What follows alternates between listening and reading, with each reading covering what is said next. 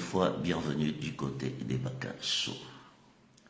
Bonsoir très chers compatriotes, bonsoir à vous du côté de Brazzaville, bonsoir à vous du côté de Filou, Simon, Goma Tsetse, Kibosi, Kibwende, Amon, Madia, Matumbo, Brussol, Les Banda, Maseka, Dolizi, bonsoir, bonsoir, bonsoir, bonsoir, Banamer, Boebeke, Facebook, Tobandala Gedi Soloana, effectivement, à partir de janvier, nous allons atteindre la 6e année. 6 ans de direct, Monique et Zapenzoto. C'est pour ça que j'ai décidé, très chers compatriotes, vraiment de venir sur des gros thèmes dont nous allons parler ce soir, dont je vais vous accompagner ces 2 heures de direct. Mon premier invité va être Modeste Boukadia. Pourquoi Modeste Boukadia? Parce que j'ai eu à échanger. Mon premier direct avec Modeste Boukadia, c'était le 13 septembre 2015. Nous étions dans ces quartiers du 9e arrondissement du côté de Strasbourg. Effectivement, vous voyez que 6 ans après, j'ai beaucoup écouté Boukadia. Boukadia dit beaucoup de choses dont je lui poserai des questions ce soir, comme vous avez l'habitude du côté des Baka Show. Boukadia va répondre. Mais avant que je rentre en contact avec Modeste Boukadia, très chers compatriotes, j'aimerais tirer la sonnette d'alarme sur ce pays, le Congo. Nous avons appris que le général Moukoko, unième fois de plus, a été pris par l'ordre qui a été donné par qui, je m'expliquerai dessus tout à l'heure, qu'on l'a repris, qu'on a remis à la maison d'arrêt, j'étais en prison en connaissant ses conditions sanitaires. Vous savez, la provocation a des limites. La provocation a des limites. Nous observons ce pays depuis des années. Moi, je pense que quand on parle de 2009 et que nous sommes en 2021 aujourd'hui, je parle de 2009 parce que ça c'était l'élection où ce que le président Sassou, par sagesse, devait préparer le flambeau. 2009. Et quand je vois le résultat aujourd'hui, ça sera mon coup de gueule à la fin de cette belle soirée dont je dédie à tous mes amis et frères qui m'ont accompagné ces 6 dernières années, ces 5 ans et demi. Jacqueline Habib, bonsoir. Oh, Mbemba Mayala, oh, ça c'est Pointe-Noire, bonsoir à vous. Très chers compatriotes, vous savez, Guy Mizingu, bonsoir. J'ai mon coup de gueule ce soir, le partager avec vous. Mais avant que je vais contacter... oui, ça, je suis en train de rentrer. Encore une fois, bienvenue à toutes les personnes, aussi nombreuses ce soir du côté des Baka Show. Mesdames, Mesdemoiselles, Messieurs, le président Boukadia. Le président Boukadia, nous allons l'écouter juste après le président Boukadia. Je vais vous définir un tout petit peu la stratégie du président Moukoko, les Moukokoïstes, et j'en parlerai ce soir. Effectivement, vous savez, nous sommes à 7 mois de législative. Oh, Chantal, ma tabi sur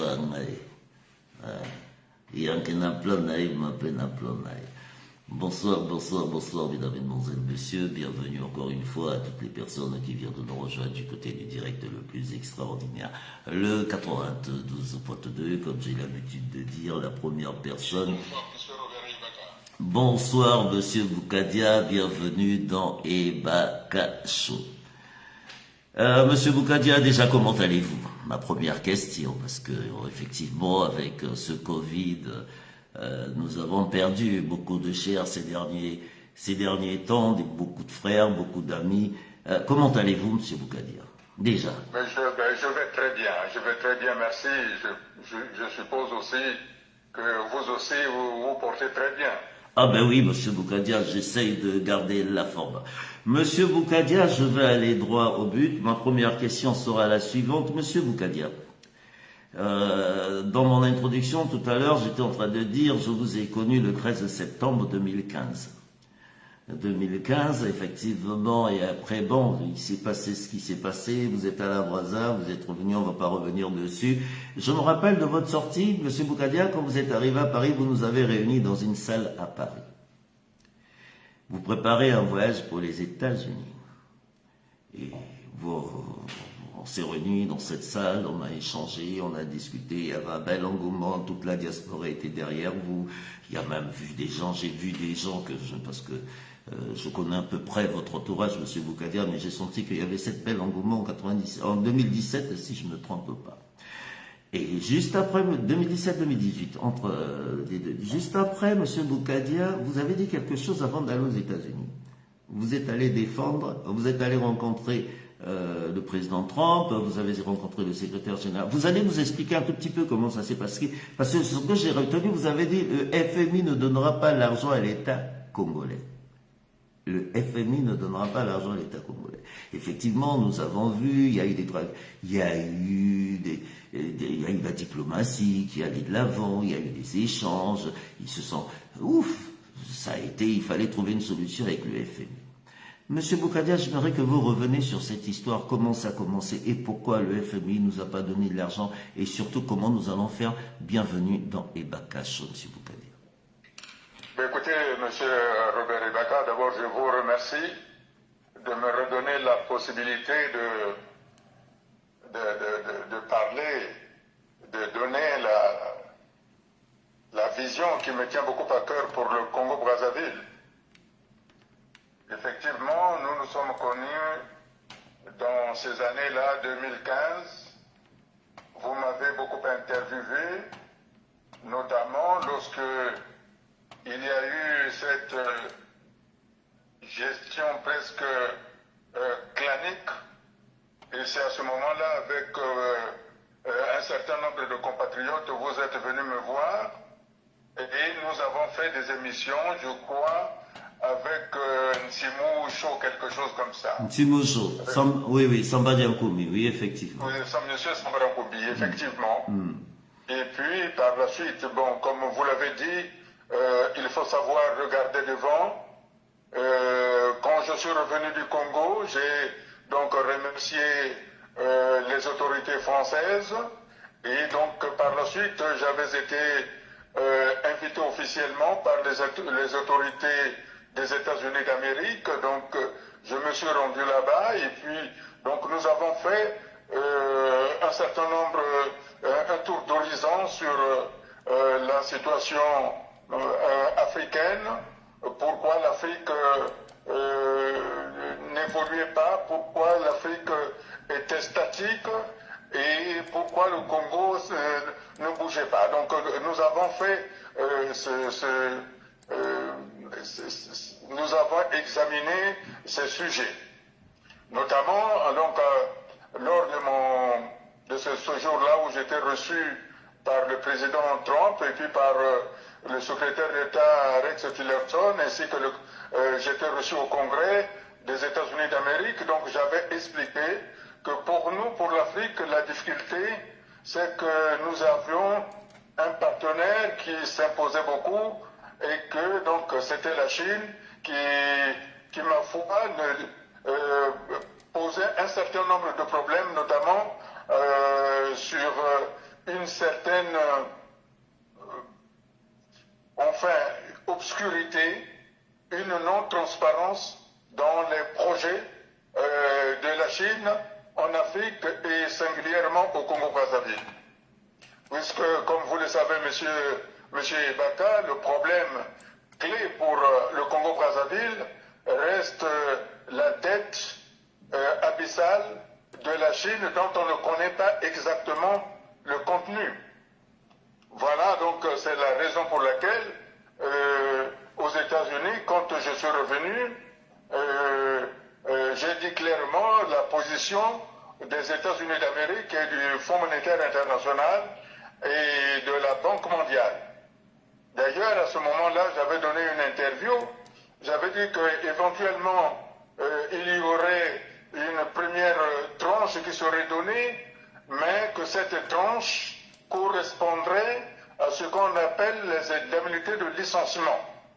Parce que pour les États-Unis d'Amérique, d'une part, et pour l'Europe, d'autre part, il est question aujourd'hui que l'Afrique tourne la page des pouvoirs qui n'ont pas le sens de la bonne gouvernance, qui n'ont pas le sens de la transparence de la gestion des affaires de l'État.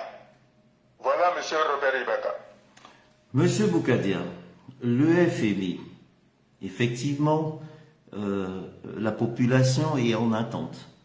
Nous sommes en manque d'informations. Enfin, je dis nous, nous encore ici, ça va, nous arrivons à nous informer. Que puis-je, qu'est-ce que vous pouvez dire à cette population, Monsieur Boukadia, qui sont en attente des bailleurs, comme on dit, occidentaux, des bailleurs internationaux, qui ont l'habitude de venir donner de l'argent, parce qu'on en a donné de l'argent dans ce pays. Monsieur Boukadia, qu'est-ce que vous pouvez dire à cette population? Le FMI, on y croit ou on n'y croit plus? Ou il faut passer à autre chose, trouver d'autres solutions, Monsieur Boukadia? Mais écoutez, ce n'est pas la faute du FMI, Monsieur Robert Ibaka. Ce n'est pas la faute du FMI.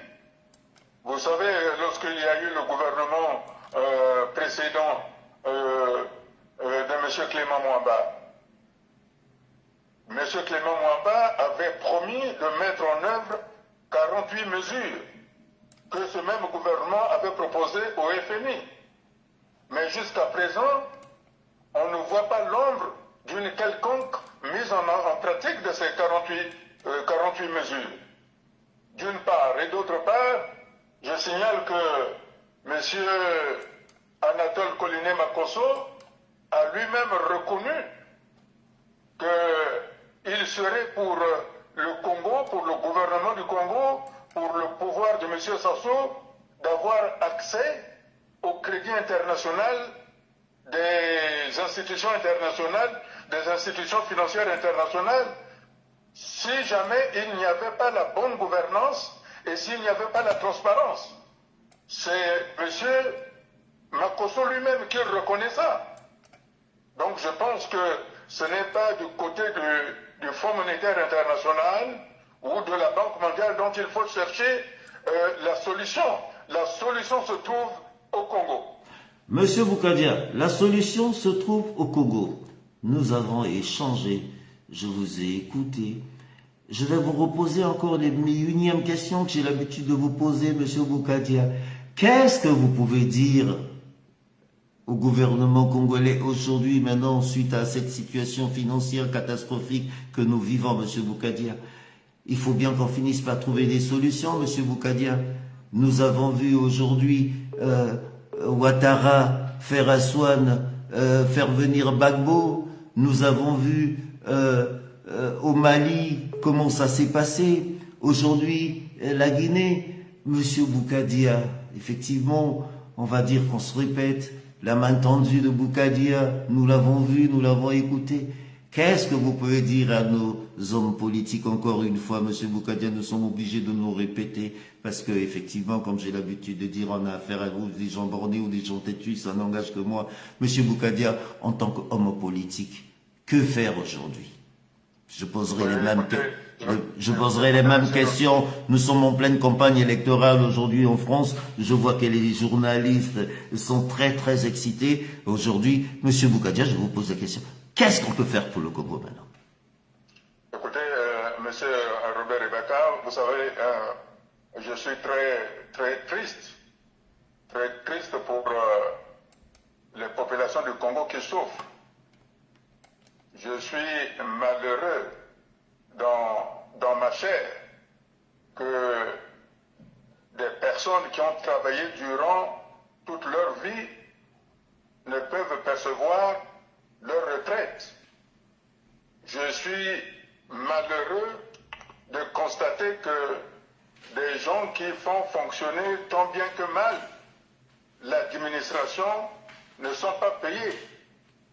Je suis malheureux de constater que les vaillants militaires qui sont là pour la sécurité du peuple, même si pour un militaire il doit obéir à certains ordres, je suis triste pour ces militaires-là qui ne perçoivent pas leur solde. C'est ça ce qui m'interroge aujourd'hui. Je suis triste parce que le Congo, un grand pays, une moindre population de moins de 5 millions d'habitants, n'a pas accès à l'électricité, n'a pas accès à l'eau, n'a pas accès aux hôpitaux, n'a pas accès à l'éducation. Voilà les conditions qui peuvent permettre à nos compatriotes, à l'ensemble du peuple congolais, de pouvoir avoir un mieux-être. Or, ces éléments n'existent pas.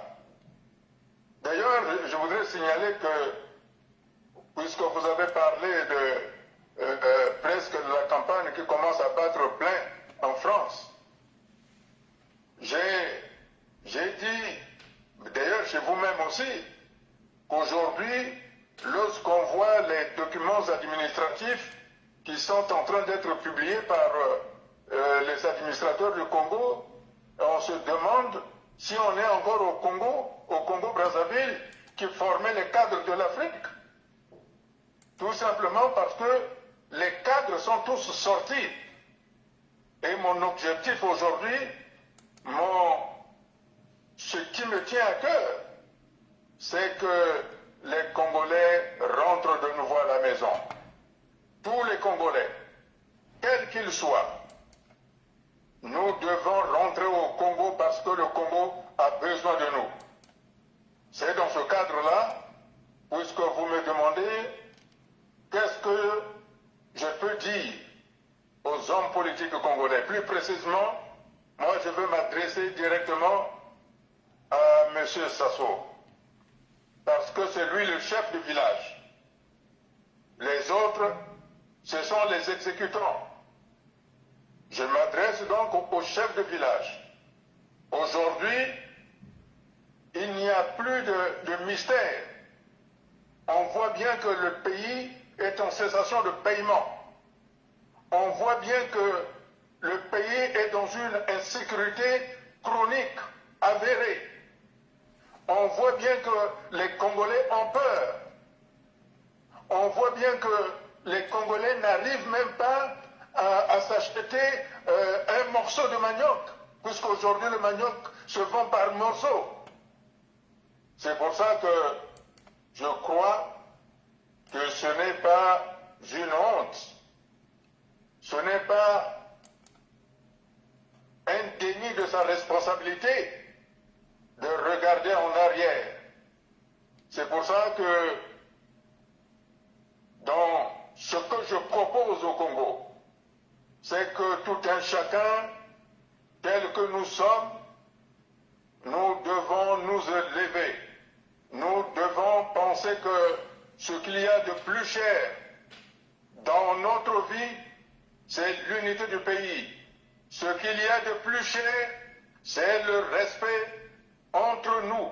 Ce qu'il y a de plus cher, c'est qu'ensemble nous devons regarder où nous devons mener le Congo.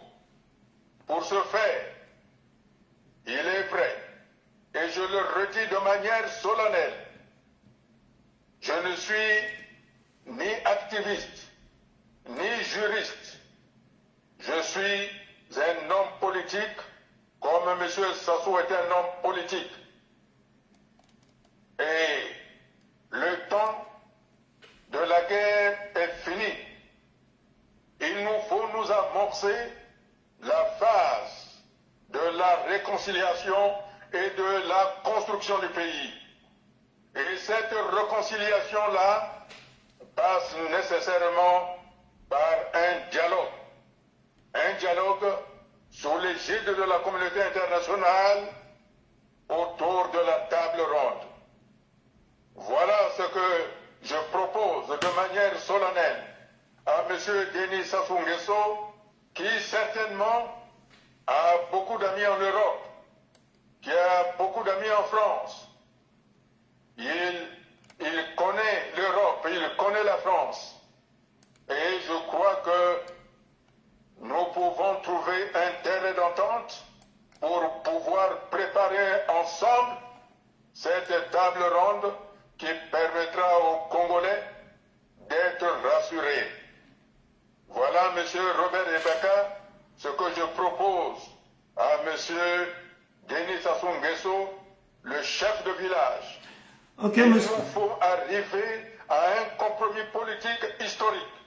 Un compromis Qui est basé sur la restitution de la Constitution du 15 mars 1992, adoptée sous sa direction, puisque c'était lui le président de la République, adoptée par le peuple congolais à 92%, avec un taux de participation de 98%.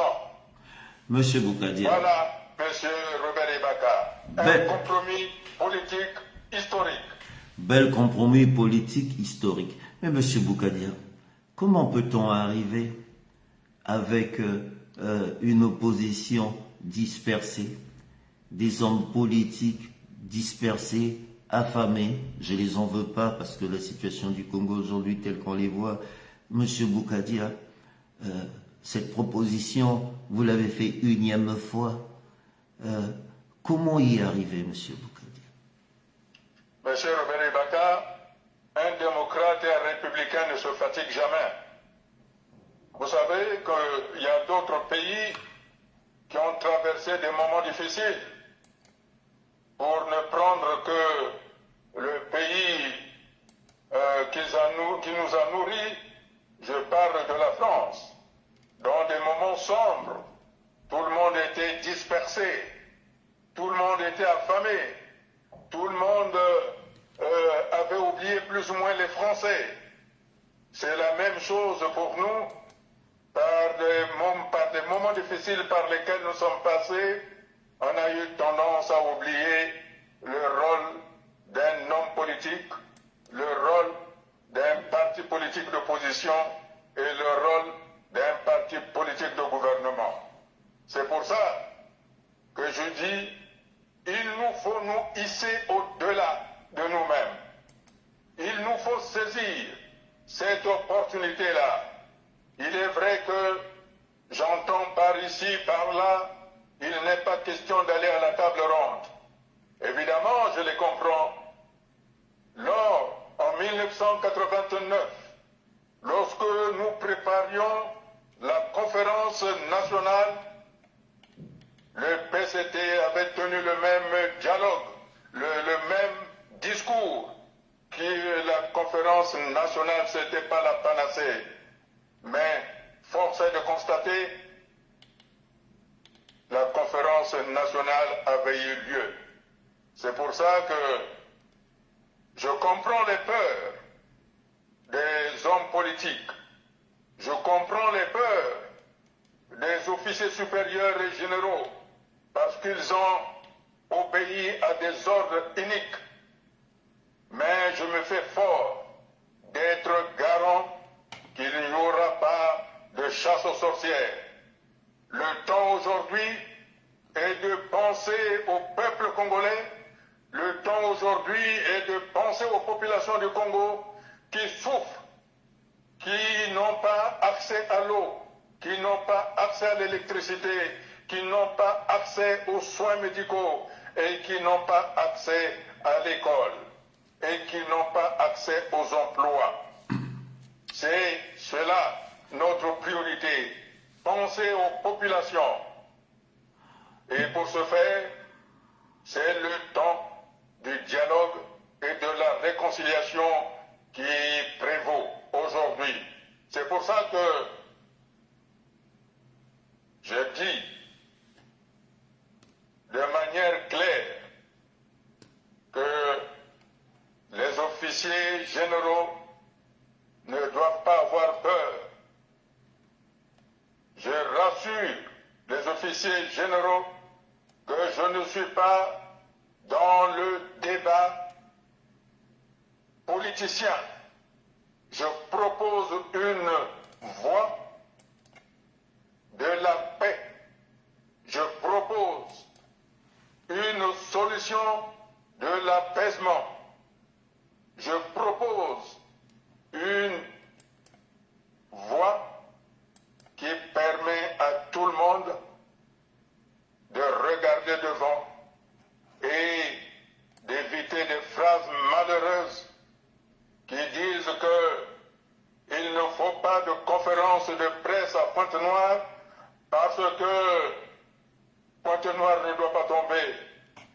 Mais des responsables politiques qui pensent comme ça, dois-je comprendre que ce sont des étrangers qu'ils ont pris en otage, qu'ils ont asservi des villes? Non, ce n'est pas comme ça qu'un homme politique doit parler. Pointe-Noire est une ville du Congo, à moins que Pointe-Noire soit l'équivalent de Paris lorsqu'elle fut assiégée par les nazis. Quand des hommes politiques parlent comme ça, ils prouvent par eux-mêmes que ce sont des étrangers. Or, moi je les considère comme des compatriotes, des concitoyens. Mais quand on entend des responsables politiques dire que la conférence de presse du CDC de M. Modeste Boukadia ne doit pas avoir lieu parce que sinon Pointe-Noire va tomber, je tombe à la renverse. Et si maintenant les populations de Pointe-Noire disaient « Ah bon, on nous a servi et que nous allons reconquérir notre ville », qu'est-ce qu'ils vont faire? Je pense qu'il y a des phrases, des mots dont on doit mesurer la portée. Voilà, M. Robert Ibaka. Je le dis de manière claire. Je suis pour la paix. Alors qu'on ne me dise pas, s'il veut, alors qu'il montre qu'il a aussi, nous avons des armes et on verra. Non, le temps des armes est du passé. Et moi, je m'habille d'un costume de démocrate et de républicain. Un démocrate et un républicain ne va jamais dans terre. Voilà, c'est ça le démocrate, c'est ça le républicain. Et j'appelle M. Sassou à devenir démocrate et républicain. Peu importe ce qu'il a fait, qu'il soit républicain. Il a des amis en France, il a des amis en Europe, il a des amis un peu partout. Alors, avec ces amis-là, nous pouvons nous entendre pour trouver une solution. Une solution d'apaisement, Monsieur Boukadia, bravo. Bravo, j'aimerais bien l'entendre parce que effectivement, on en a tous peu marre. Il faut bien trouver. Monsieur Boukadia, avant qu'on revienne sur le Congo, j'aimerais bien avoir votre avis sur l'apaisement de Ouattara. Ouattara, on peut parler de l'international. Monsieur Boukadia, on va revenir sur le Congo. Quand vous avez vu cette image, Ouattara, refaire venir Gbagbo, qui a fait 10 ans de prison à La Haye, Gbagbo arrive, et puis bon, il arrive aujourd'hui, la situation, nous sommes en train de voir qu'elle est en train de s'apaiser aux côtés du Côte d'Ivoire. Monsieur Boukadia, votre avis sur Gbagbo et Ouattara, avant qu'on revienne sur le Congo, Monsieur Boukadia, sur la crise sanitaire. Écoutez, Monsieur Baka, tous les exemples qui permettent d'apporter de l'apaisement en Afrique sont les bienvenus. Vous savez, aujourd'hui, que l'on se tourne de quelque côté que ce soit, on voit que l'Afrique est devenue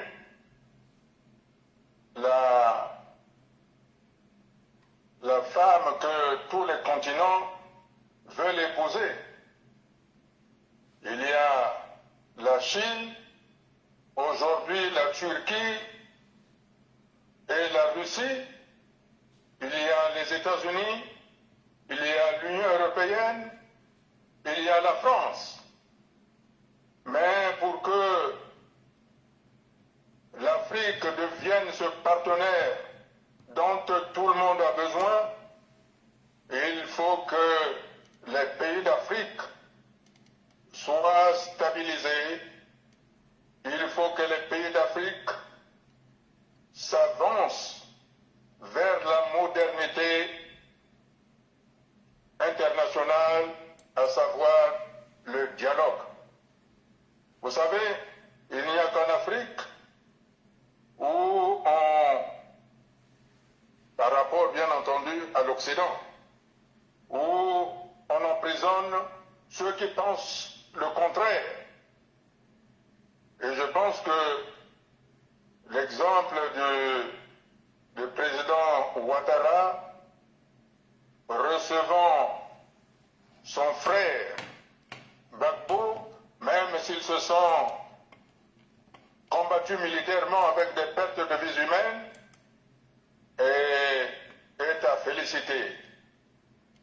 Vous savez, il y a eu aussi d'autres pays. Il y a eu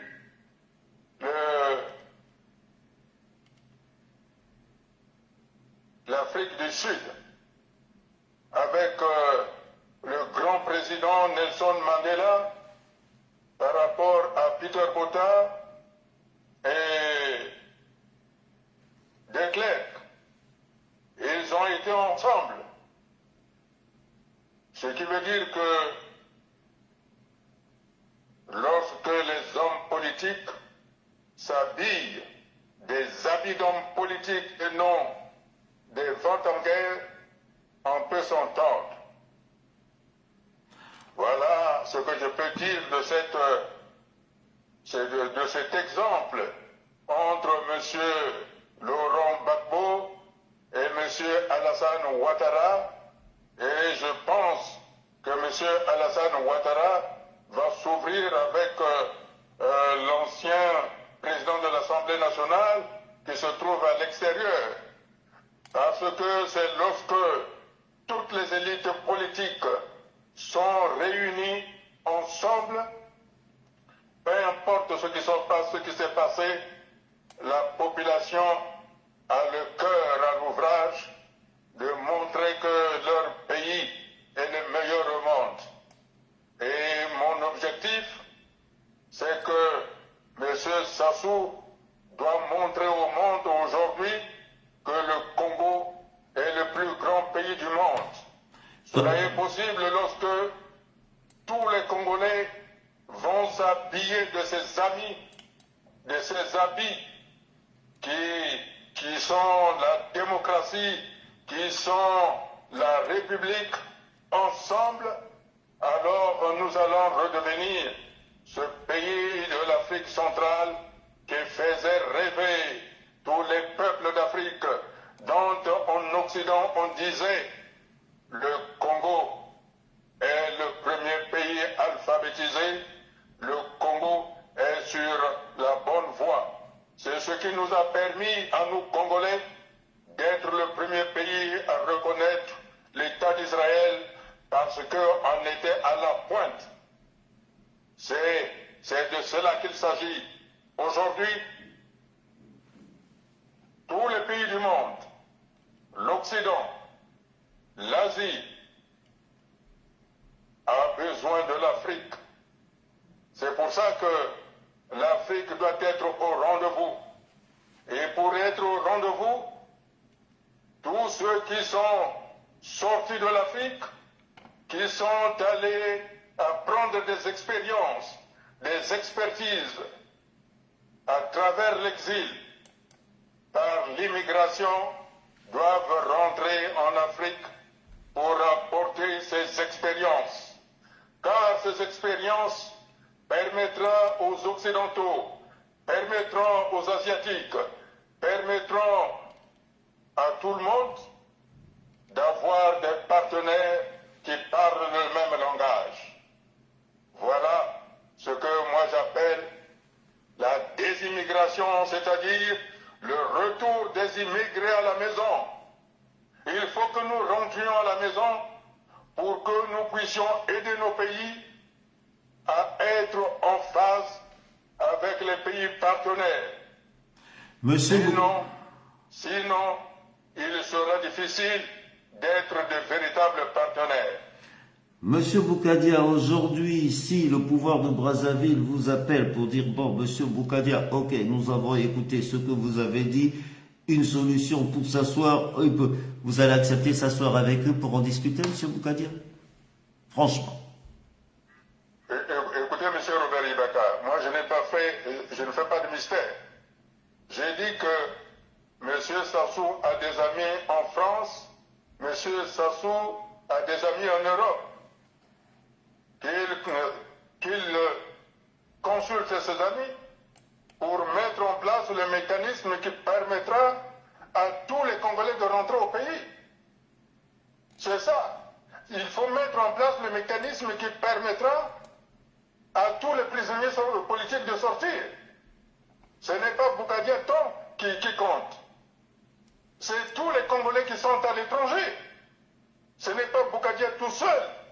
Il est vrai que, comme vous me l'avez dit, il faut quelqu'un qui connaisse les mécanismes, quelqu'un qui a les clés des institutions internationales pour permettre le retour du Congo dans la scène internationale avec tous les crédits possibles. Pour cela est possible. Mais je redis, cela ne doit pas se faire derrière un manguier. Cela ne peut pas se faire derrière une case.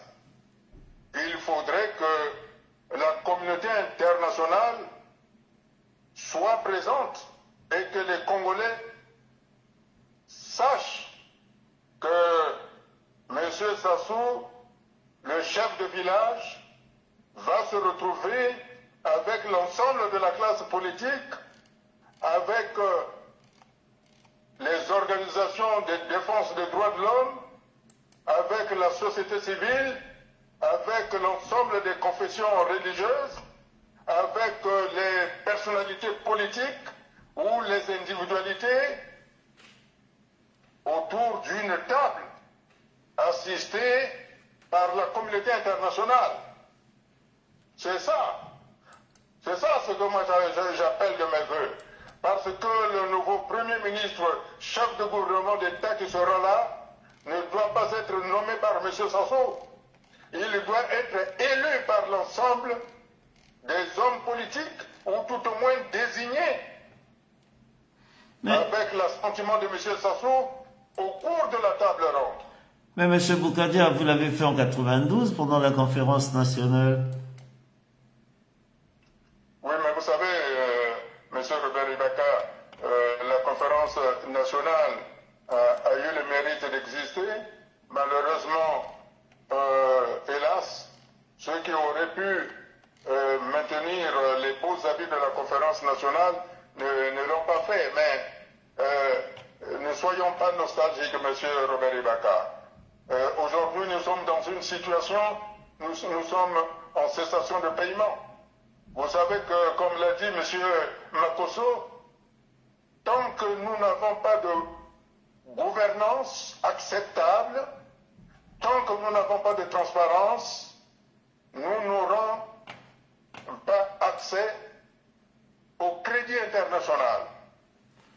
En parlant de ça, M. Boukadia, effectivement, c'était la discussion de ce soir. Le FMI a rejeté la demande d'aide sur le Congo-Brazzaville pour mauvaise gouvernance.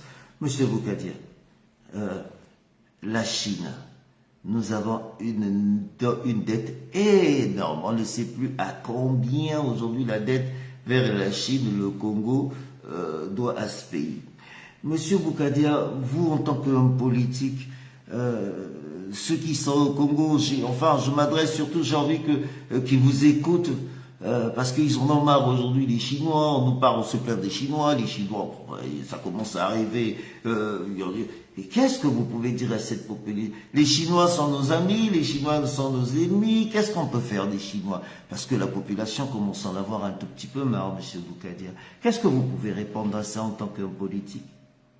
Écoutez, la Chine ne peut pas être notre ami, ne peut pas être notre ennemi non plus, c'est un partenaire. Hein? Vous savez, entre pays, il n'y a pas d'amis, hein, ce sont des partenaires. Hein. Donc, en ce qui concerne la Chine, bien entendu, elle est en grande partie un frein pour l'Afrique, parce que elle favorise le maintien, par exemple, en ce qui concerne le Congo, l'illusion du PCT d'être encore au temps de l'Union soviétique. Alors qu'aujourd'hui, la situation a complètement changé. Hein? Et il se pourrait aussi que cette situation au Congo perdure parce que le PCT ne s'est pas mué. Alors que les partis frères de l'Union soviétique, par exemple de l'Union des pays de l'Europe de l'Est, tous ces partis ont été dissous et ils fonctionnent sur un autre modèle. Or, le PCT a gardé le même fonctionnement qu'au temps de l'Union soviétique. C'est la raison pour laquelle, lorsque M. Sassou se déplace, jamais il ne sort avec le drapeau de la République, mais il sort avec le drapeau du PCT qui, jadis, était le drapeau de la République populaire du Congo. D'ailleurs, je m'étonne. Comment se fait-il que ce parti s'est accaparé d'un symbole qui était pour le pays? C'est pour ça que je dis non. Avec la Chine, il y a des possibilités. Il faut savoir négocier. Lorsque nous serons aux affaires, nous allons mettre sur la table l'ensemble des contrats de la Chine pour savoir si effectivement c'est la Chine qui nous doit ou alors il y a des entreprises prête-main de la Chine. Mais le plus important aujourd'hui, M. Ebaka, ce sont nos populations. Ce sont nos populations qui sont dans une extrême pauvreté.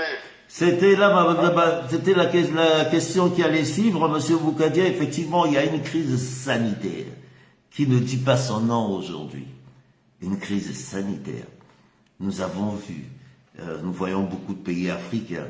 Moi, j'en sors là, au Bénin. Au Bénin, vous ne pouvez pas rentrer dans un pays comme le Bénin sans avoir un pass sanitaire ou payer les 50 000 francs pour un test Covid. Et c'est strict. Bon, au Congo, je peux en parler parce que je ne sais pas comment ça se passe. Monsieur Boukadia, cette crise sanitaire, cette population qui a subi, et aujourd'hui je vais réitérer la même question que j'ai posée tout à l'heure, autant de morts, Monsieur Boukadia. Pour cette crise sanitaire, déjà, qu'est-ce que vous pouvez dire et qu'est-ce que vous pouvez parler à vos amis politiques, vos acteurs, pour vos amis politiques qui vous écoutent ce soir, Monsieur Boukadia? Écoutez, moi je n'aime pas le suivisme. Hein? Je n'aime pas le suivisme. Qu'est-ce que vous appelez le suivisme? Je ne la connais pas. Oui, allez-y. Mais je ne pense pas qu'elle soit si catastrophique que celle de la France. Hein? Parce que ça fait quand même 2 ans que nous sommes en couvre-feu. 2 ans. Oui, mais vous savez très bien, monsieur Ebaka, que le couvre-feu, ou comme l'insécurité mise en place, c'est pour éviter que les Congolais ne demandent des comptes au pouvoir. C'est une façon de les mettre, déjà qu'ils sont dans une prison à ciel ouvert. Mais là encore, on les a mis dans des quartiers d'isolement de cette prison à ciel ouvert. Donc quand on met les gens en couvre-feu, entendez par là qu'on les met dans les cellules d'isolement dans une prison. Hein? Donc je crois qu'il faut sortir de faire la comparaison, de copier ce qui se fait à Paris, et puis là-bas on applique à la lettre. Quand on voit par exemple les circulaires qui sortent de l'administration du Congo, c'est du copier-coller, parfois il y a les mêmes fautes qui se retrouvent. Non, le Congo, je l'ai déjà dit dès le début de la pandémie, j'étais le premier de ceux qui avait demandé à M. Sassou d'instruire son ambassadeur afin que le Congo acquiert de la chloroquine, de la nivaquine. Oui, Et nous savons très bien que pour les pays paludéens tels que le Congo ou le Sénégal, la chloroquine agit très bien. Et donc, nous n'avons pas besoin au Congo de passe sanitaire. Ce n'est pas la peine de copier. On ne copie pas parce que c'est la France qui le fait, automatiquement nous aussi on doit le faire. C'est pas vrai. D'ailleurs, je crois qu'il y a eu une note sortie par l'ambassade de France au Congo, que le Congo ne se trouvait pas dans une situation sanitaire, donc le pass n'était pas exigé ou les tests n'étaient pas exigés. Monsieur Robert Ebaka, je voudrais vous le faire signaler. Eh bien ça, je ne savais pas, monsieur Boukadiam. La décision du gouvernement qui a dit qu'il veut mettre le pass sanitaire ou qui impose des vaccins, c'est une manière de mettre à double tour, voire à triple tour, les Congolais dans une prison. D'ailleurs, je pense que c'est pour cette raison-là que les Congolais ne sont pas d'accord qu'ils ont donné un mot d'ordre d'une grève générale, je crois que c'est le 15 octobre. Oui, le 15 octobre. Je crois que le gouvernement serait intelligent s'il y a un gouvernement. Puisque s'il y a un gouvernement, je pense que M. Sassou serait bien intelligent de laisser cette affaire de vaccin, de laisser cette affaire de passe sanitaire. Le Congo n'en a pas besoin. Le Congo n'en a pas besoin. En tout cas, monsieur Boukadiam, ça a toujours été un plaisir pour moi de vous avoir sur les ondes des Bakasso. Monsieur Boukadiam, effectivement, ce que j'ai retenu, donc, en dehors de cette dette qui est une dette extravagante, je ne sais même pas quoi dire sur cette dette, et surtout prête à dialoguer avec le pouvoir, avec nos frères, nos amis politiques, nos frères politiques, je ne sais pas comment les appeler, parce qu'effectivement, nous rentrons en 2023, il faut trouver maintenant des mots d'apaisement et surtout trouver des solutions. Monsieur Boukadiam, pour terminer, oui, je voudrais dire au peuple congolais que, quelles que soient les souffrances que nous avons endurées, quel que soit ce qui s'est passé, l'heure est de se retrouver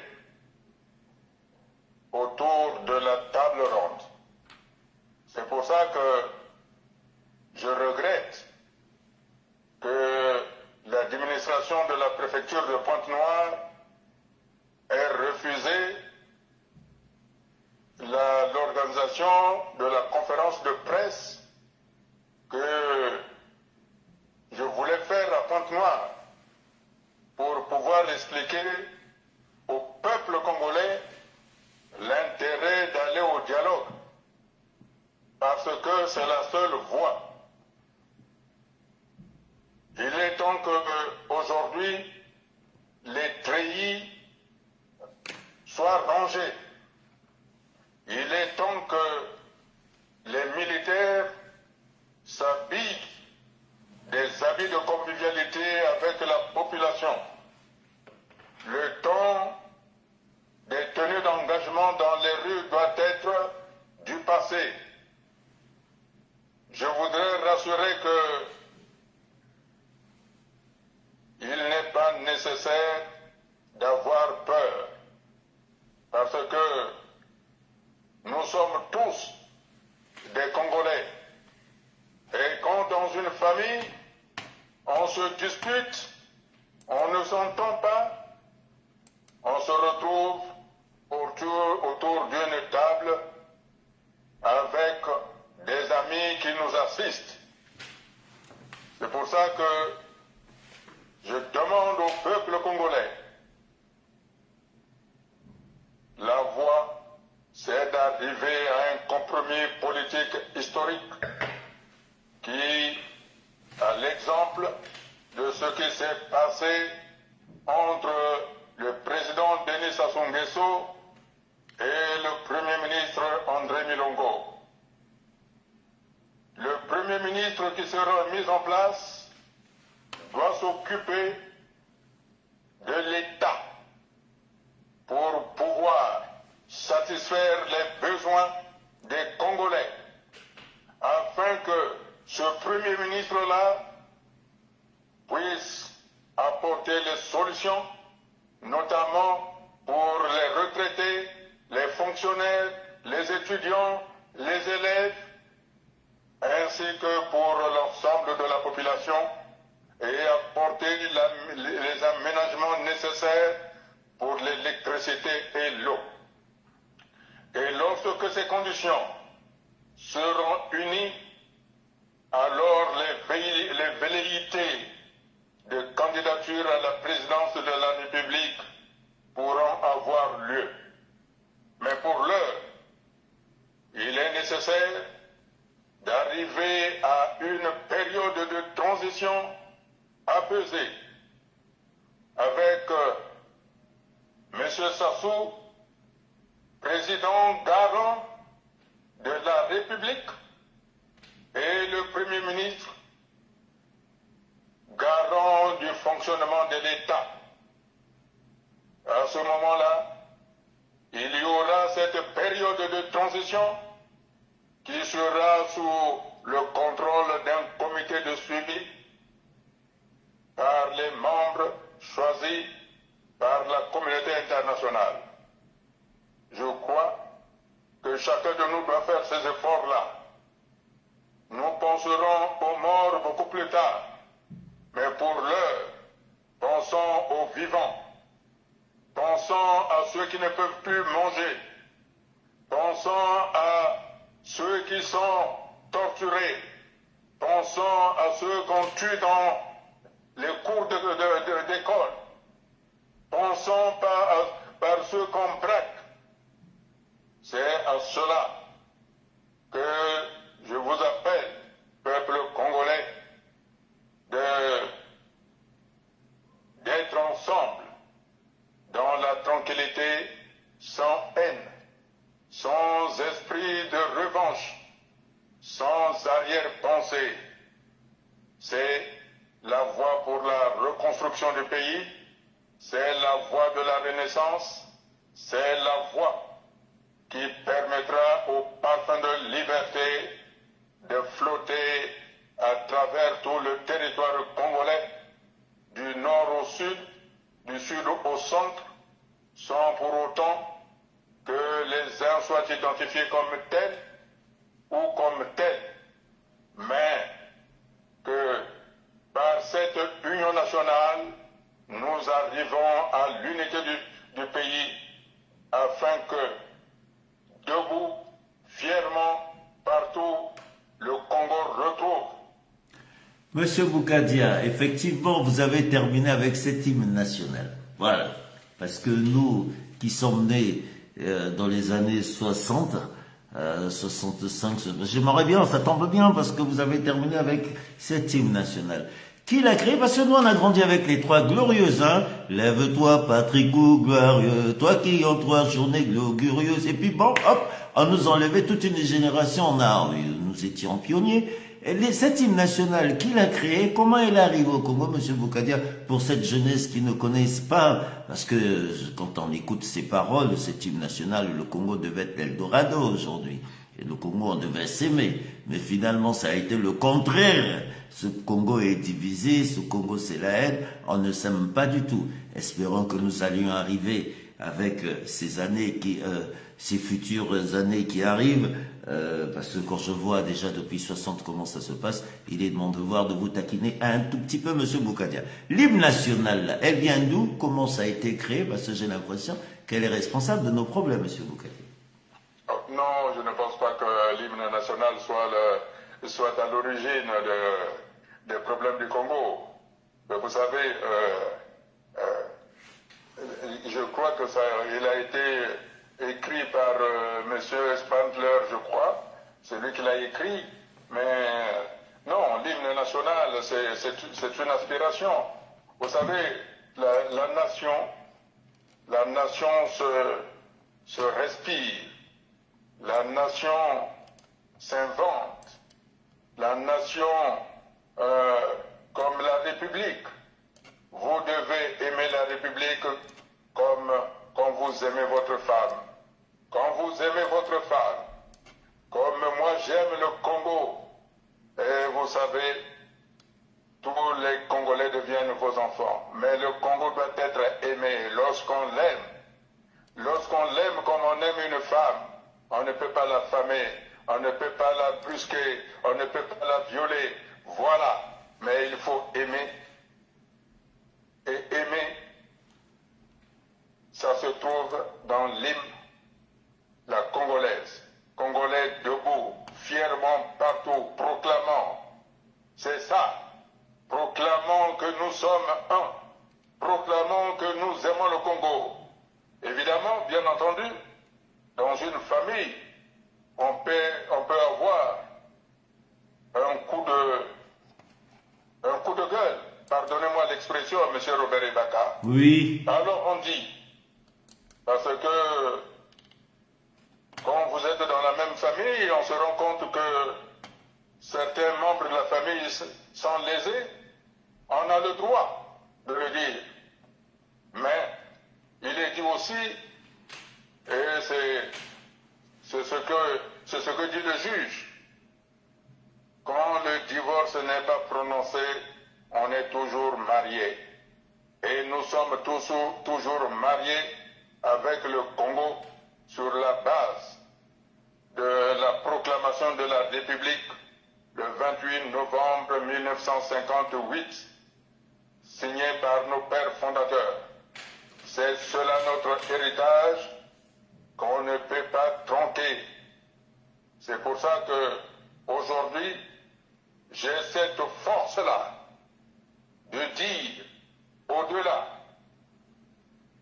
Nous devons nous asseoir pour le compromis politique historique. C'est l'héritage que M. Sassou doit laisser aux Congolais. C'est l'héritage que l'on verra que finalement M. Sassou est capable de se surpasser lui aussi. C'est la voie. La seule. Monsieur Sassou est capable de se surpasser. Monsieur Boukadia, parce que je suis en train de les noter parce que l'histoire nous dira, je vais revenir dessus. Monsieur Boukadia, j'ai un auditeur qui me demande, il dit, Monsieur Boukadia, effectivement, vous le voyez souvent dans Ibaka Show, il n'a jamais parlé de ces moments quand il était en prison. Ses meilleurs souvenirs et ses mauvais souvenirs pour ceux qui ne vous connaissent pas. C'est un auditeur qui me demande, je vous pose la question, Monsieur Boukadia, vous êtes obligé de répondre ou de ne pas répondre. Il nous dit, Monsieur Boukadia, les meilleurs moments au Congo, les moments que vous avez traversés, vous pouvez, ils veulent que vous leur fassiez vivre ça, Monsieur Boukadia, parce que c'est vrai qu'on vous écoute, on sait que Monsieur Boukadia était en prison, Monsieur Boukadia est dans les réseaux, mais les gens ont plus besoin de vous connaître, Monsieur Boukadia. Qu'est-ce que vous pouvez nous dire pour terminer cette fois-ci, parce que je me rends compte que je n'ai pas envie de vous lâcher, c'est un auditeur qui pose des questions, mais pour ceux qui ont des questions à poser à M. Boukadia, c'est vrai que je devais commencer par ça. Merci pour la question. Monsieur Boukadia, vos meilleurs moments au Congo, les moments les plus difficiles, les personnes que vous avez rencontrées, je pense là, lorsque je suis en train de vous poser cette question, vous avez une pensée pour quelqu'un que vous connaissez pas, mais qui vous a été cher pendant vos moments difficiles. Monsieur Boukadia, vos moments difficiles et vos moments de joie dans ce pays, dans ces moments difficiles que vous avez traversés. Vous savez, monsieur Ibaka, c'est compliqué pour moi. C'est très compliqué parce que, vous savez, je n'ai pas pu enterrer ma mère. Enfin. Je le sens dans votre voix. Je voudrais regarder devant. Je voudrais regarder devant parce que cette période-là m'a donné aujourd'hui cette force de pouvoir dire ce que je dis à M. Sassou. Je ne voudrais pas que d'autres personnes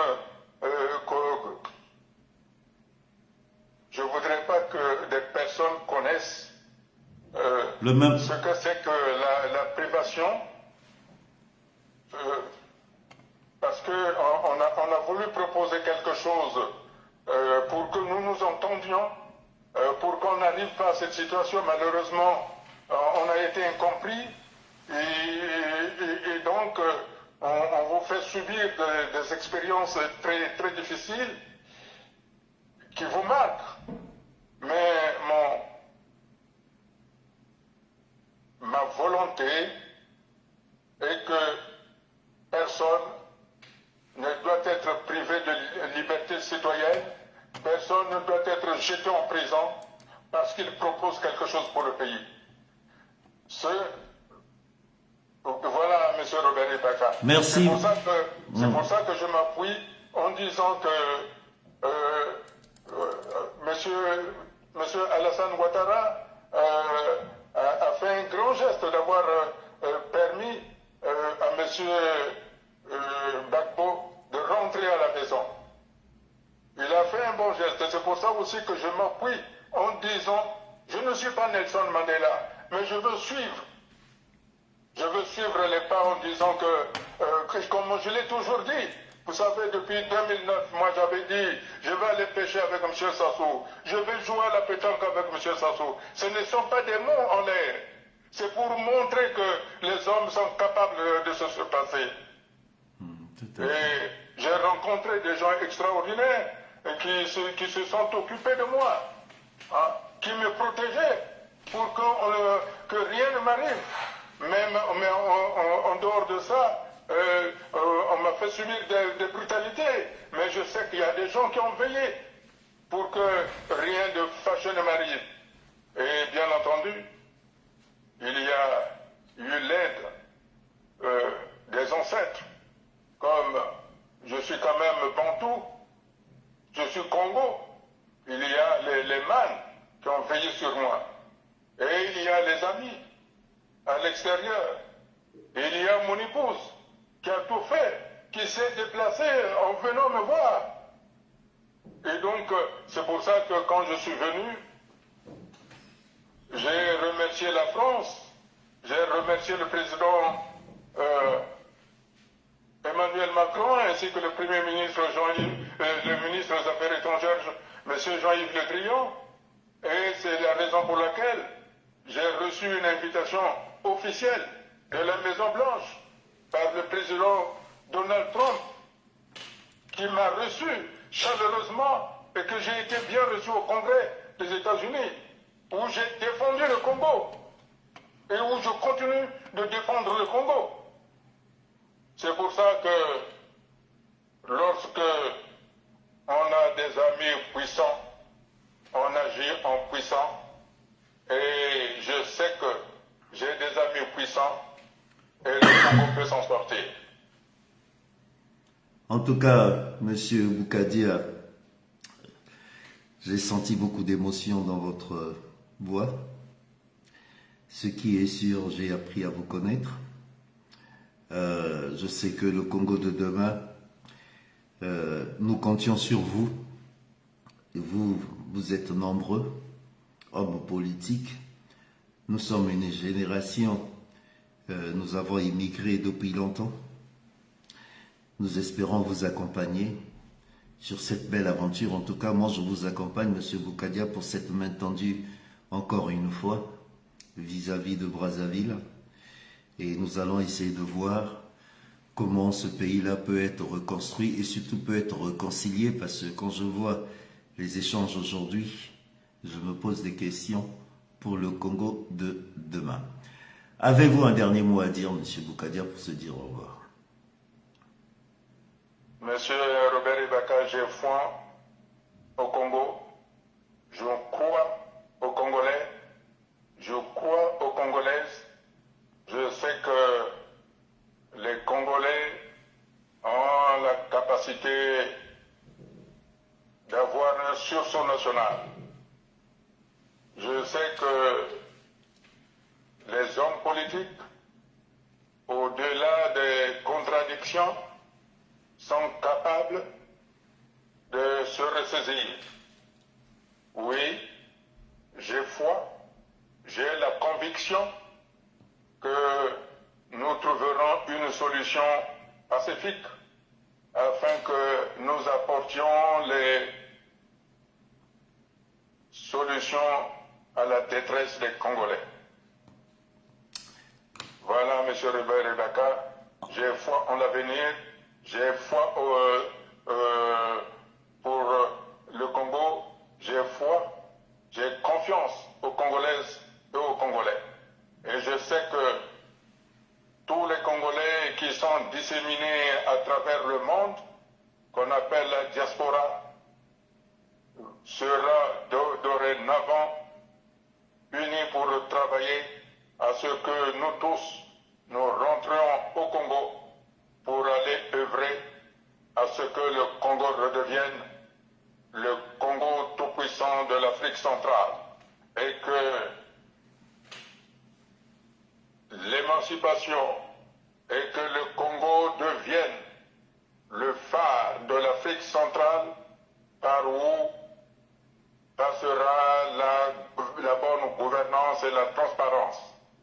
Que le Congo sera celui qui va mettre en place les États-Unis de l'Afrique centrale en tant que marché intérieur dont l'Occident a besoin, marché intérieur dont l'Asie a besoin, marché intérieur dont le Moyen-Orient a besoin, marché intérieur dont l'Europe et les États-Unis d'Amérique ont besoin. C'est à cela que nous devons travailler. C'est à cela qui permettra aux Congolais d'être debout, fiers et marcher sans que la vision ne soit troublée. Je vous remercie. Merci Monsieur Boukadia, merci d'avoir accepté mon invitation, merci à Madame Boukadia, surtout bonne fin de semaine à vous. Merci Monsieur Boukadia d'avoir accepté mon invitation encore une fois, et Bakacho, c'est votre émission, surtout quand vous voulez Monsieur Boukadia. Nous avons l'actualité. Merci Monsieur Boukadia, la prochaine fois c'est moi qui arrive chez vous pour un live exceptionnel. Merci Monsieur Boukadia parce que je voudrais vous avoir en face de moi, j'ai beaucoup de questions à vous poser. Merci Monsieur Boukadia, en tout cas, bonne fin de semaine, bonsoir à Madame Boukadia, bonsoir à tous nos amis qui nous ont accompagnés du côté des Bakacho. Eh oui, très chers compatriotes, hein, vous savez,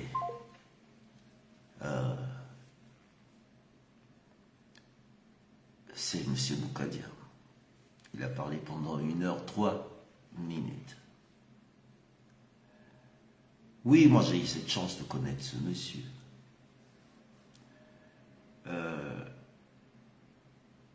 Ce que j'aimerais vous dire, en écoutant M. Boukadia aujourd'hui,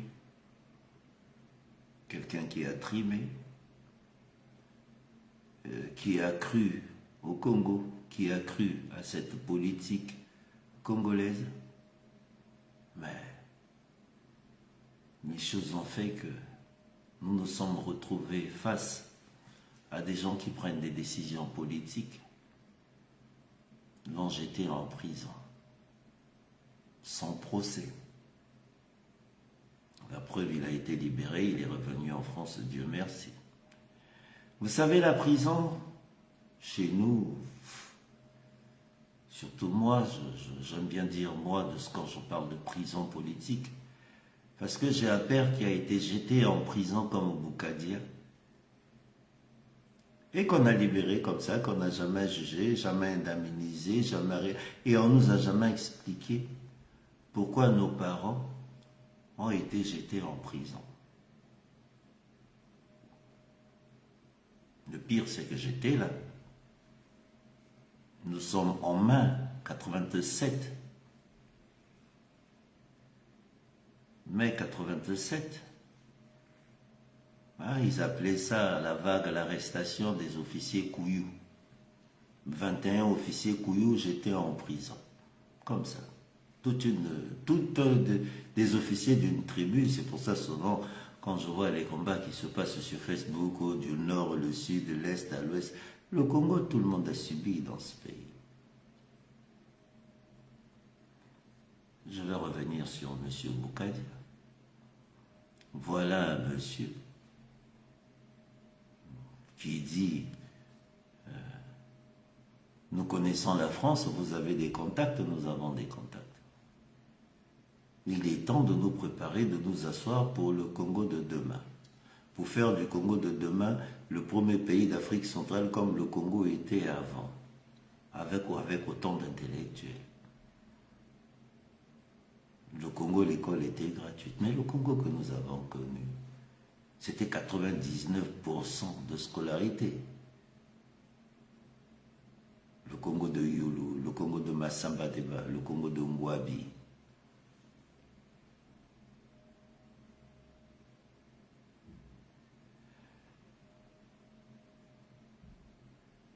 En écoutant Boukadia, j'ai décidé d'accompagner cette sagesse.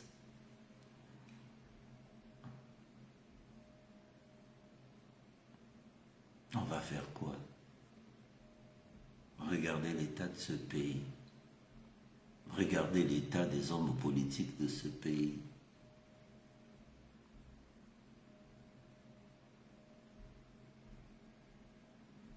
Nous avons entendu des gens ici, Boukadia corrompu, Boukadia est sorti de prison comment, Boukadia a été payé par Sassou, Boukadia c'est l'ami de Sassou, Boukadia... Bon.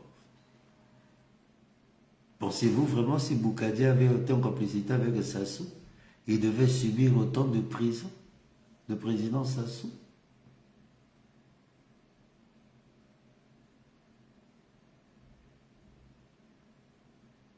Quand j'écoute Boukadia aujourd'hui, j'ai envie d'accompagner Boukadia pour essayer de trouver des solutions avec le pouvoir de Brazzaville, d'apaisement, il faut apaiser les choses. Boukadia a dit qu'ils ne veulent plus de guerre. Ces histoires des tenues, les brodequins dans la rue, ils n'en veulent plus.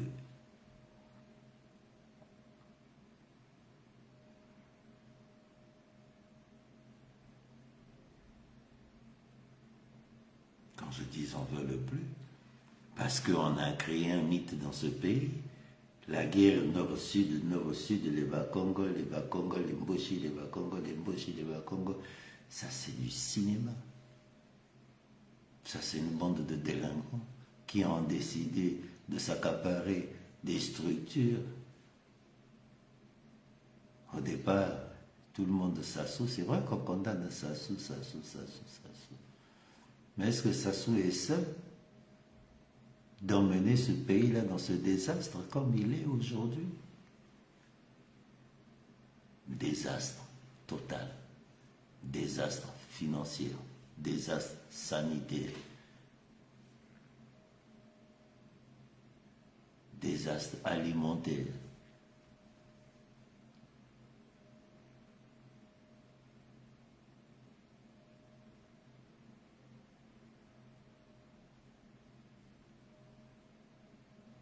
Ressaisissons-nous. Ressaisissons-nous parce que ce Congo,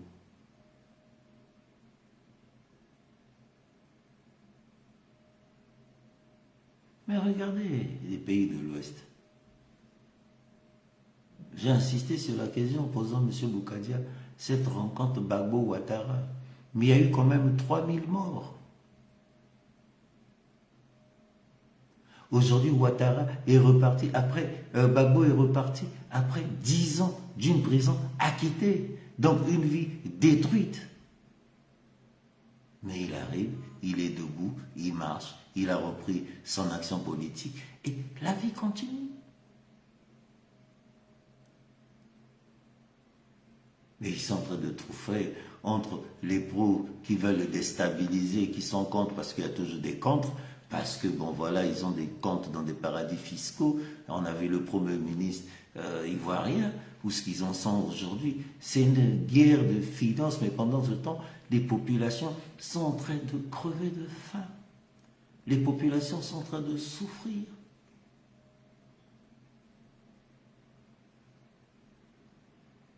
Mais pensez-vous, là, quand on vient là, moi, je viens là depuis 6 ans, je prends le temps tous les soirs pour m'exprimer, pour dire, faites attention, faites attention. J'ai commencé à tirer la sonnette et l'alarme depuis longtemps.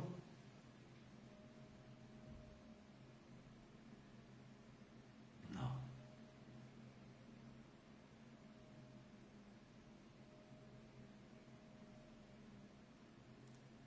Le Congo est arrivé à un stade aujourd'hui. En écoutant le président Boukadia, oui, il faut que nous trouvions des solutions. Il faut que nous trouvions des solutions. Et comme il a dit, vous pouvez y arriver. Et vous pouvez le faire. Ce qui est sûr, j'ai beaucoup de personnes aujourd'hui qui me regardent et qui savent que nous pourrons aujourd'hui trouver des solutions, et le pouvoir et l'opposition, de trouver des solutions, de s'asseoir, d'aller de l'avant pour le bien de ce pays. Ça va. Ça va. Et il a dit, pas de chasse à l'homme, pas de pourchasse, tout ça, ça non. Reconstruisons le Congo.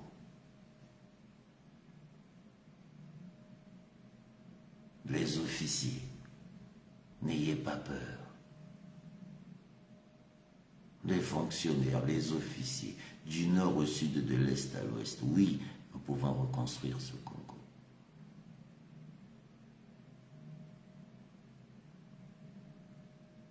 Ça fait 60 ans que ça dure. 60 ans que ça dure. Mais regardez notre beau pays, la France. Zemmour, en 3 mois, il vient se taper 17% de voix. Le numéro 2 de l'homme politique dans ce pays. Qui l'aurait cru? Un Algérien.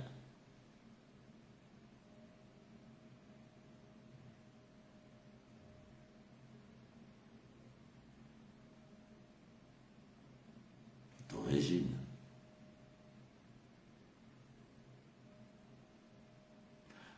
Bonne soirée.